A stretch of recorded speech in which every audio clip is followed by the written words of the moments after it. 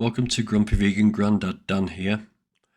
So today we had a vigil outside Pilgrims Pride slaughterhouse. Nothing unusual in that, you may be saying, because that's where I regularly go and attend vigils. But this is a very special one because this time we had the very first footage, UK footage of inside a UK gas chamber. The UK supposedly the best welfare country in the world. The Guardian took up the story, and today we had Joey Carbstrong along, and we had TV screens, and we were showing the footage to passers-by and to some of the security guards outside of Pilgrims Pride slaughterhouse. I'm going to show you the footage now. I've taken away the sound, so you can't hear the sound. So if you look away now, you won't see any of the footage. So yes, this vigil was basically to show everybody that we've got this footage and to help promote the film Pignorant, like I said, which is hopefully coming out very soon.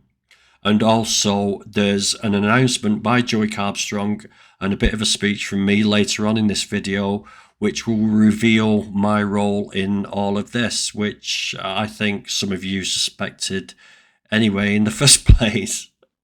But yeah, this footage is very, very distressing. The people at Pilgrims Pride, if you read the column, are saying that, oh no, this is not footage from our gas chamber. It is not ours. Which of course they're going to say. They're going to deny it and deny it till the last. But yeah, we held this vigil today. We're releasing the film soon, so take a look. There's actually a speech from a pig vet, Alice, who used to be in the industry, and she comes out with some shocking revelations. So stay tuned and please take the time to watch this video, comment, share and like. Thank you.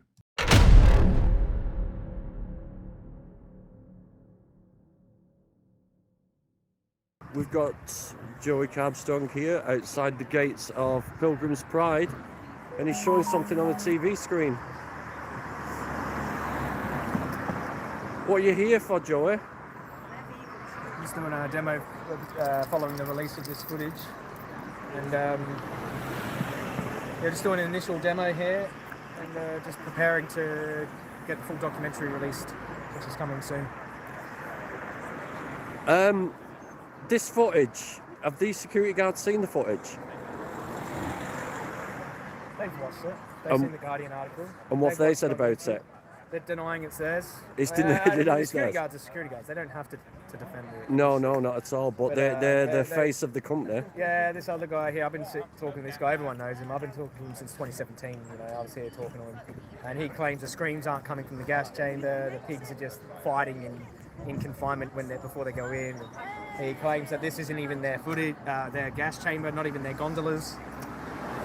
And they also believe that a reputable newspaper like The Guardian wouldn't have fact-checked needed full proof of and evidence before they posted something so defamatory. Yeah, exactly. I mean, would The Guardian be so stupid as to put themselves at the mercy of a massive multi-million pound company? They're just going to deny. Even up until the docs, when the docs release, they'll probably still try to deny it. They'll say, oh, I think what matters is what the people think, actually. So, of course, the company's going to deny, and I don't know why the security guards are. The company shouldn't defend the company.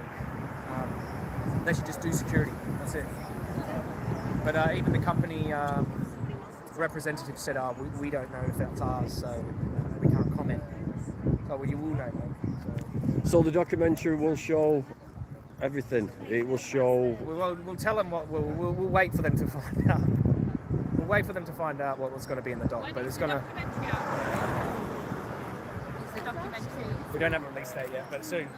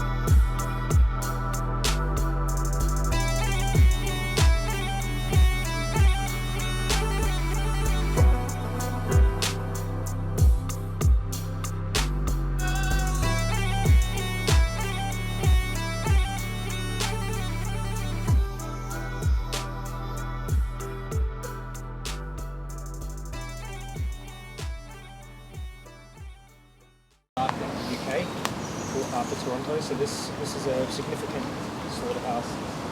The reason it's been so notorious is partly because of the screams that you can hear from this public walkway.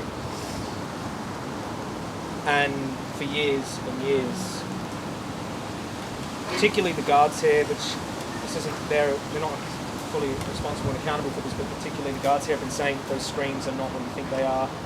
They're just the pigs in the lairage fighting.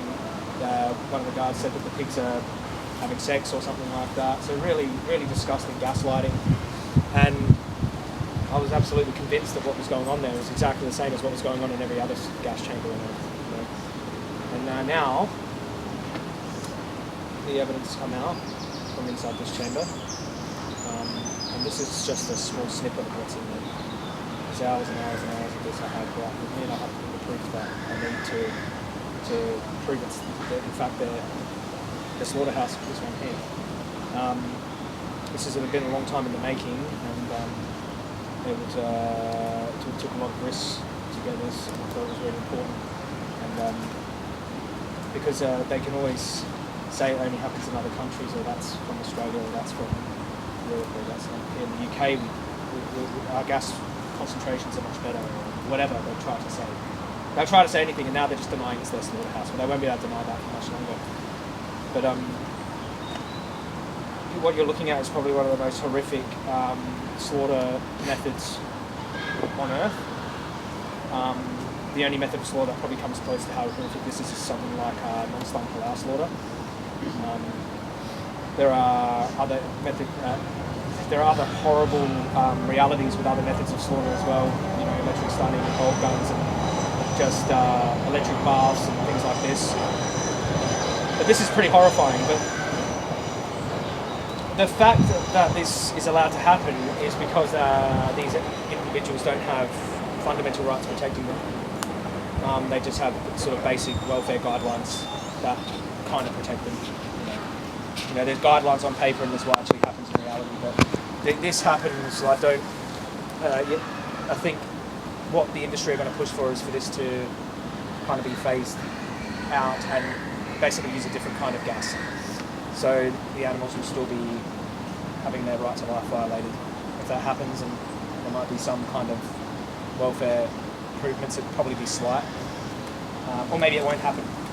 But the point is that we are fighting for the rights of these animals, and once the animals have rights, you can't treat them like this, or any other imaginable way for profit, so they'll be protected.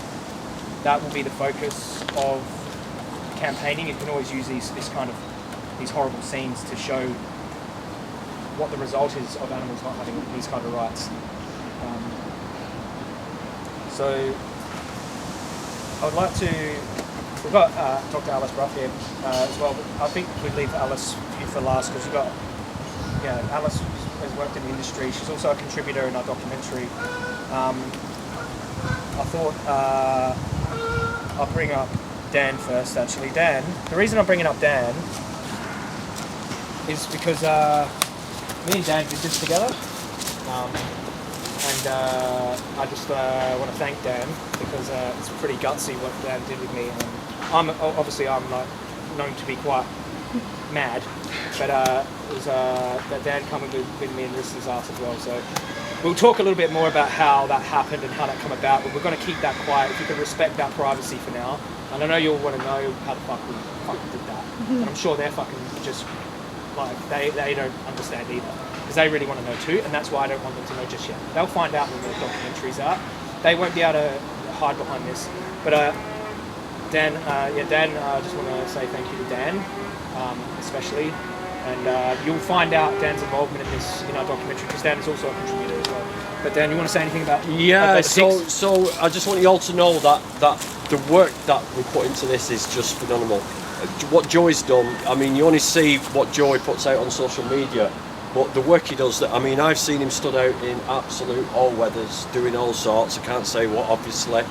But the thing is, the more we do of this, the harder it gets for us to do it. So we do need new people to come in and start doing these exposés. We need young people to have the guts to go and do this and learn how to do this. Because we're always going to need the footage By the time this documentary comes out, the footage might be 2 years old, and then of course all the carnies will be saying, "Oh, it's irrelevant now. That was back in 2019. That was back in 2020. So it's no longer relevant anymore." And that's what happens. They find any reason to squirm out and find an excuse not to believe what they've seen. You've already heard the people, the security guards here, saying that this footage is not from here. They'll do anything to squirm out. So we need to keep going, and we need young people to come into this. Can we call it an industry, an expose industry, to just show everybody what's going on? Because we're not going to turn people vegan if they don't see the reality of what they're paying for. When this documentary comes out, you'll see the lengths that we had to go to, and we've had to use our strengths. I'm a semi-professional actor, so I've done work on TV, I've played characters, and I've used those strengths to play characters in other places, you know. I've used those strengths to sort of get people's confidence. We can all use our own strengths in our own ways. If you're not a person who likes being on camera, you can get fake profiles on Facebook, on Instagram, and just troll the farms or whatever, troll the slaughterhouses. You can put stickers up, you can wear t-shirts, a t-shirt just saying certain words like, my favourite t-shirt is, "My food doesn't scream." And when you're walking through a supermarket with that on a t-shirt, "My food does not scream," you can see the kids pulling on the mum's arm saying, "What does that t-shirt mean?" And it puts the mothers in a really awkward position where they have to explain the truth of where the food comes from. And that's what we're trying to do. We're trying to expose the truth. We're trying to let people know what it is that they're paying for. And it's surprising. I'm 55 years old now. I didn't go vegan until I was 49 years old. For 49 years of my life, I thought that cows had to be milked or they died. And there's still millions of people out there who believe this. There's still millions of people out there who do not know what a vegan is. Believe it or not, it's true. There's communities that don't even interact with vegans. I would never have gone vegan had I not interacted with a vegan, which happened to be him. I would not have gone vegan had I not talked to another vegan. So we need to talk to people. Even if you're in the gym and you see someone, just strike up a conversation. If you're in a supermarket queue, strike up a conversation, because you'll be surprised how many people do not understand. There's some people that don't care. Of course there is. There's people who do not care what happens in this industry. That's nothing we can do about them. But there's people who do not understand. And that's all we need to do, is get all of you active. Get more vegans active, get more people talking, and we'll see massive change in this country pretty soon. Just quickly, Dan, what did you think about what the footage showed as well? Like, did it surprise you? The footage, the thing about the UK is that the UK claims to be the best welfare in the world. The best welfare. These animals apparently fall gently asleep in the gas chamber. It's not like Australia, it's not like the US. The UK is the pinnacle of animal welfare. Well, it's not. It's not at all. And this footage here is like, you can see the suffering, you can see the fear. Those screams, I TikTok live outside here with my phone through that fence, and I talked to a TikTok audience that are shouting bacon and all this stuff. But they listen to those screams, and they claim those screams are just the animals just make that noise anyway. They don't make that noise. These animals are very intelligent. They've been equated to the same intelligence as a 3-year-old human child. You know, they're more intelligent than a dog. It's been proven by science. When they scream, that translates to the other pigs. They get a panic, and then they're all screaming. You can hear them slapping the pigs. You can hear them slapping them, you know. These animals know what's going on. They smell the blood, they smell the fear, they vocalise to each other, and panic ensues. And this is what we can hear now. So this footage is vital. It's vital to get out there, and we all need to share this footage. Doesn't matter whether people will get a bit sort of like, oh, what you showing me that for? Doesn't matter. People will watch it. These noises, even though I TikTok live here and people may not watch it, you can't stop what your ears hear. You know, you can hear it, and your mind creates pictures in your mind. So even just by recording the noises coming from this place is enough to turn people vegan. I've had people message me saying I've gone vegan because of that line. So then, when my documentary comes out, that goes into a little bit more depth and things like that, then we'll be hitting the streets a lot more. We're doing multiple different kinds of actions in various different ways, not just conventional outreach, but it will be more of a multi-pronged kind of approach to. You'll understand when you see the documentary what kind of approach we're going to take, but it will be basically a little bit like 2018 rallying people from the grassroots and doing a lot more like that. I'll be coming back. It's been a long time in the making. It's been taking a lot of stress and time to do this, and I've been stressing at everyone, him especially. But it's been a very, very painful, stressful time. But once this is out, we'll be doing a lot more activism, like Dan's saying. But thanks, Dan. I was just going to see because I was just going to ask Aaron, because Aaron, you come here a lot and you've been here doing a lot of great work.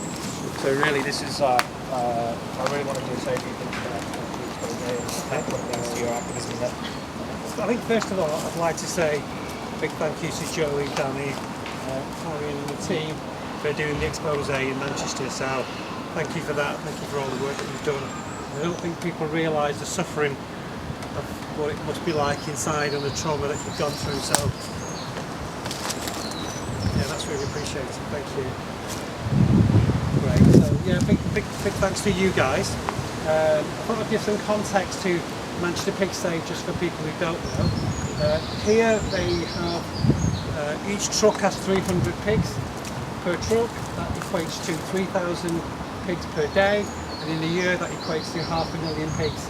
And this place has been open here for over 7 years. Well, we've been coming for 7 years. In the time that it's been here, more than 6 million pigs have gone through that gas chamber.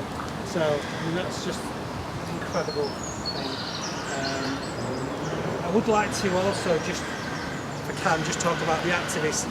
And you know, if you look at any social justice movements, it's only 3% of the population that create the change, and it's only the activists. Sorry, that's quite off-putting. Yeah, it is. And it's only the activists that create the change. Martin Luther King said, it's one of his famous quotes, that there's no inevitability that good will prevail.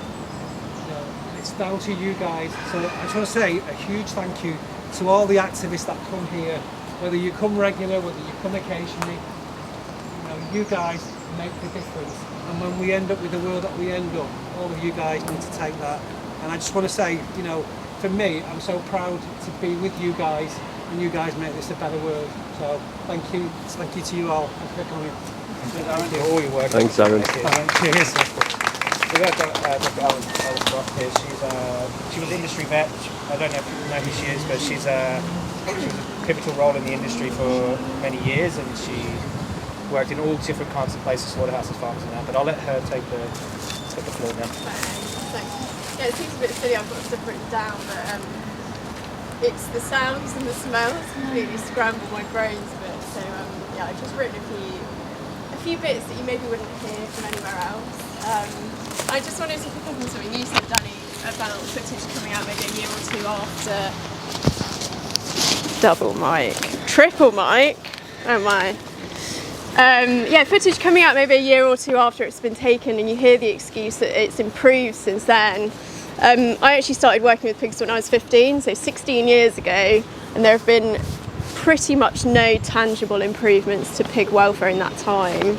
That was the original reason I went into working with pigs. So yeah, commercial pig vet for 4 years. I've worked in Pilgrims slaughterhouses and sort of, across commercial farms in England, from your massive industrial scale to your small family farm, and slaughterhouses that have huge gassing facilities and smaller, like family-run plants. So to put Pilgrims into context, I did have some involvement with it because they do own about a third of the pigs in Britain. They're associated with the second largest food company in the world. This is probably the best you can get. Huge funding and high-end produce going into places like Waitrose in a country, as pointed out, we hear it all the time, with some of the best welfare in the world. So isn't that just such a depressing thought that this is the best that we can do for pigs? In 2018, the BBC covered the issue of gas stunning.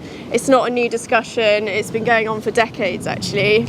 At the time, the president of the British Veterinary Association, who was not a pig vet by the way, said we should be proud of our abattoirs, pointing out that CCTV is mandatory now in places where live animals are kept. Now live animals is the key there. I asked when I was in the industry why there weren't cameras within the chambers, and I was categorically told that it would be too awful and it could be used against us and something would then have to be done to change it. I spoke with two separate researchers in the industry who were working on alternatives to CO2, and they had both stopped eating pigs and chickens as a result of what they'd seen during their studies. And thanks to these guys, we can now all see why that was. So my experience in abattoirs started at quite a young age. So when I was 15, I went on a slightly strange exchange trip to Germany, and a farm vet sort of dropped me off at an abattoir one day without really any instruction or indication as to when he might be back for me. And it was so traumatic. I don't really remember a lot other than just being sprayed with pig's blood and having lots of men standing around me with their meat cleavers and laughing. My first experience as a qualified vet in England wasn't that much different to that. This time at a large Cranswick abattoir, where once again I was given little to no instruction, which is actually very dangerous in a place like this. Nobody really spoke to me, and I was going in to assess lungs, so lungs for disease. And when I asked where I should stand, somebody just got a crate and turned it upside down and said stand on that in the middle of this busy abattoir floor. So I didn't really know any better, so I just stood on this crate, and I had above me thousands of pairs of lungs and hearts, livers going past. And I just stood there and I was just getting covered in blood in my eyes, nose, mouth, bits of organs falling down my arms, and again people just stood around laughing at me. So to this slaughterhouse, Pilgrims come organic, free range, RSPCA assured, red tractor assured pigs by the thousands every day. As they're lowered into the dark, cramped into cages, already very frightening for them, it's really clear from the footage when they hit that high concentration carbon dioxide, because their facial expressions become so pained. And there have been studies recently on recognising pigs' facial expressions. It's so clear to see because they're so human what they're going through. And they let out these long blood-curdling screams after sort of sharp gasps and frantic movements to try and get above the gas. The screams are unlike any other vocalisation you'd hear from a pig under normal circumstances, and you really don't need to be a scientist or vet or experienced in working with pigs to instinctively know that they indicate significant suffering. We've also got to consider that the nose of a pig is such a sensitive instrument. We covet pigs to find truffles for us under the ground, and when you times by thousands of pigs, the fear, the pain, the excreta splattered all over those cages and push them through, that must make for such a pungent cocktail of aromas immediately recognisable as fear and death and pain. So 86% of pigs in the UK go through gas chambers like this. The alternative available right now and rolled out on the remaining sort of 14% is electronarcosis. So that involves, and probably everyone here has seen it, but I'll just chat through it, the application of metal prongs to the head and to send through a massive electric current. The intense seizures caused by this can, quote, result in commercially significant levels of carcass damage. Typically that takes the form of broken bones, so vertebrae and shoulders, and bleeding into muscles. Remember that for just a second. I've seen this method botched more times than I care to remember as well, resulting in pigs falling from the shackles from a great height, onto their heads, scrabbling around on the floor while somebody tries to slit their throat. However, I have had conversations with people working in slaughterhouses that use electric stunning, and they have switched from working in a place that uses gas to that because this is so disturbing, the gas stunning. Relying upon gas to render an animal unconscious within a short window of time especially when you consider that a large proportion of farmed pigs have lung disease, so we're cramming them to noxious, dusty environments, and then you rely on the gas to render them unconscious, and that's understandably problematic. The electric stunning is a fully reversible procedure, so when I said remember that they might snap their vertebrae and shoulders and bleed into their muscles, they might wake up from that. Standing on the processing line to assess the lungs, I would see concerning numbers coming through full of blood or water, which means there's a possibility that those pigs have remained conscious or woken back up for the neck sticking process, or even when they get to the scalding tank. I'm sure you caught the story recently of the chap in Hong Kong that died by his own meat cleaver when a pig woke up on the slaughterhouse floor. And to be honest, I'm surprised that doesn't happen more often. So if the ethical issues are not enough to put someone off their bacon sandwich, I would hope that an understanding of how utterly revolting it all is might.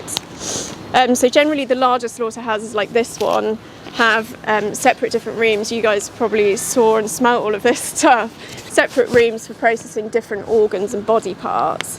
One of the more grotesque areas is the gut room, and in there you've got kind of a wall of inside out stomachs hung up on pegs. You've got a big tub full of general revolting detritus, and then you've got kind of a like an old washboard contraption where the intestines are hung out and sort of rung up, and as they sort of squeeze through that washboard thing, it all collects in a tray below, and all the sort of liquid stuff goes down the plug, and then what you're left with at the end sometimes is just a huge tray of massive writhing worms, which are a type of worm that we can be infected by. So in my usual position in slaughterhouses, in a what's called upper slaughter, I'd stand on the line just after the massive saw that splits the carcass. So I'd have sort of emptied, halved pigs behind me and the corresponding organs in front. And so I'd have the heart, lungs, liver hanging on a peg, and then below a gut tray with the sort of reproductive tract, kidneys and guts. One disturbing fact I'd like to share is that not an insignificant number of female pigs go to slaughter already pregnant at 5 to 6 months old. So you can stand and in that gut tray see like little lumps of piglet in utero passing you with the other organs into the bin.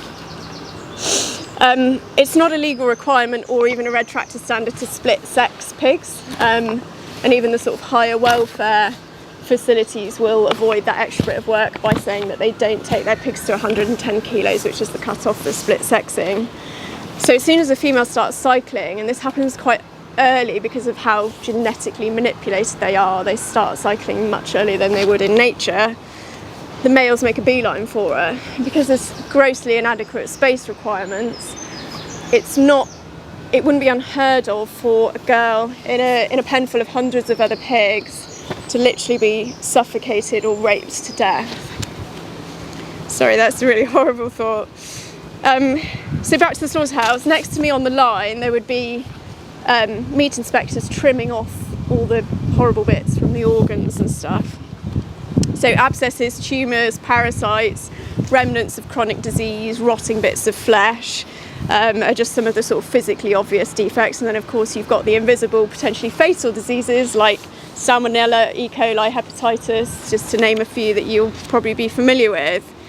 And I'd just like to note there's a massive variation in those meat inspectors and what they're trimming off or leaving on for human consumption, because there's such a large number of temporary workers coming through places like this, cycling through different roles in different slaughterhouses and other jobs.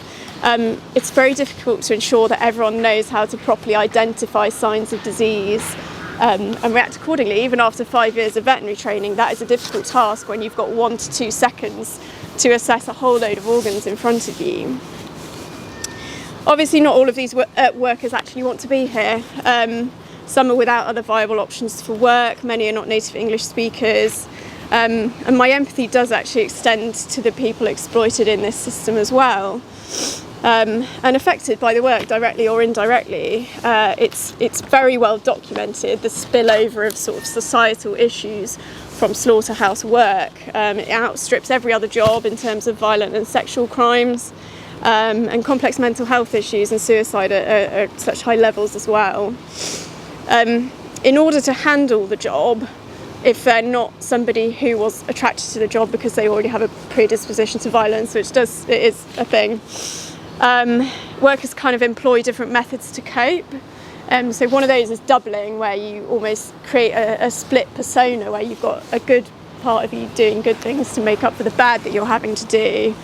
And another option is just complete dissociation from the task, which is what I used to have to do, so that I could hold a normal conversation and just focus on specific, like almost inanimate organs. But it's just before I left the industry, I actually had a birthday. I spent a birthday in a slaughterhouse, and it just so happened to be one of the workers' birthdays as well. And we had a whole day of sort of just chatting and laughing. Like, it's time to get out of this industry. And it's such a dissociation that you have to go through to do that work. It worries me a lot. It's been a lot of years that the sort of images of terrified eyes and the sounds of the agonising screams have haunted me. And I used to get these kind of recurring loop nightmares as a result of my work in slaughterhouses, where it was just a loop of bodies that I was sort of having to feed into these machines, and at some point during the dream they would always become humans. And my slaughterhouse work was not extensive, but it's really easy to see how problems arise within society and violence spilling out, having gone through that.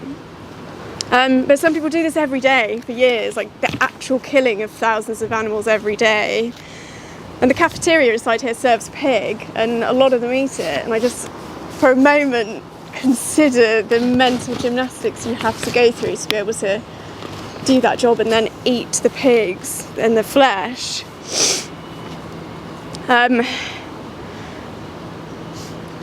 So, I mean, I'd implore anybody who's not bothered maybe by the animal suffering or the planetary implications or the risk to their own health to consider that these places are literally training grounds for murderers. It's well documented. There have been recent cases in England, and that could happen to anyone. And on a final note, on that note, in fact, we are not far past the anniversary of Regan Russell's passing, a beautiful soul who was murdered outside a place like this, standing for the animals, by somebody who was bringing those animals to their death day in, day out. And I'd like to take a moment to remember her, and also just to acknowledge and recognise the sacrifices that activists make every day. Everybody here, putting yourselves in very challenging, very uncomfortable situations, and often incredibly dangerous. Like, I'm so impressed by you guys getting in there. The security loops I had to jump through to work in there as somebody who was actually meant to be there. The fact that you got in is incredibly impressive, and the footage is so excellent and speaks for itself. So yeah, thank you. Thank you, Alice. That was a lot of words in the end, sorry.